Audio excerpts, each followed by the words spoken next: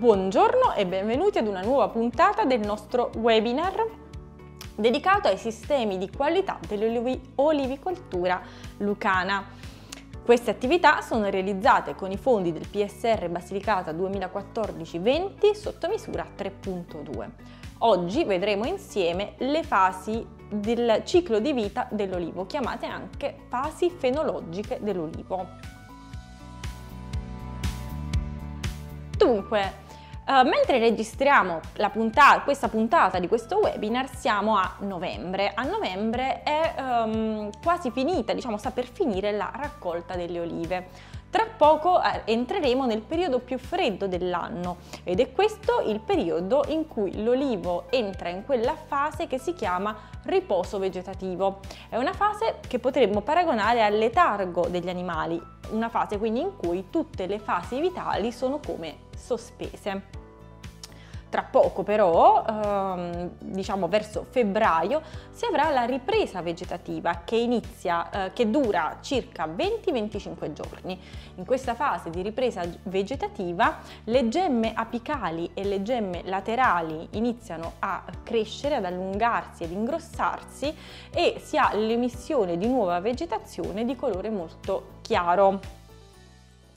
Col passare del tempo queste gemme diventeranno dei fiori e si entrerà in quella fase che si chiama mignolatura. Ricordiamo che l'impollinazione dell'olivo è anemofila, avviene cioè attraverso il vento.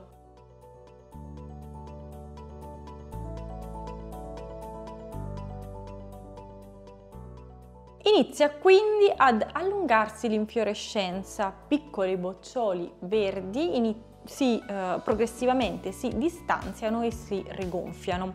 Da maggio a metà giugno, poi a seconda della regione e della varietà dell'olivo si ha la fioritura. Questa fase, che dura circa 7-10 giorni, inizia con l'apertura dei fiori e termina con la caduta degli stami e dei petali. I fiori dell'olivo sono di colore bianco e crescono raggruppati in grappole chiamate mignole.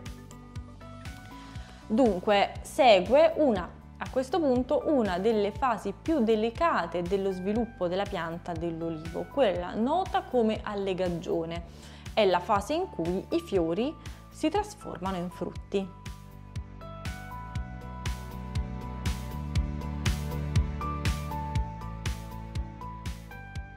L'accrescimento del frutto consiste in un aumento delle dimensioni della drupa fino alle dimensioni finali della cultivar. A metà di questa fase si ha l'indurimento del nocciolo. Da ottobre a dicembre avviene l'invaiatura, quindi il passaggio dell'oliva da verde a viola rossiccia. Durante questa fase la drupa continua ad aumentare e eventuali piogge tardive, soprattutto se seguono un periodo di siccità estiva, possono far aumentare moltissimo le dimensioni dell'oliva. Tuttavia questo aumento nelle dimensioni non coinciderà con un aumento della resa, quindi di quantità di olio che si riesce ad estrarre dall'oliva. Perché? Perché le olive hanno incamerato soprattutto acqua, quindi sarà un aumento di volume legato all'aumento della quantità di acqua presente nell'oliva. Infine c'è la fase di maturazione. La fase di maturazione è quella in cui le olive prendono il colore tipico della cultivar e, se non raccolte, tenderanno a cadere naturalmente dall'albero in modo più o meno rapido, quindi da dicembre-gennaio fino alla primavera. In questo periodo la resa in olio sarà altissima, ma non la qualità dell'olio, perché come abbiamo visto anche in altre puntate di questa rubrica, il primo parametro che inizierà ad aumentare è proprio quello dell'acidità. Quindi la qualità tenderà ad essere decisamente inferiore.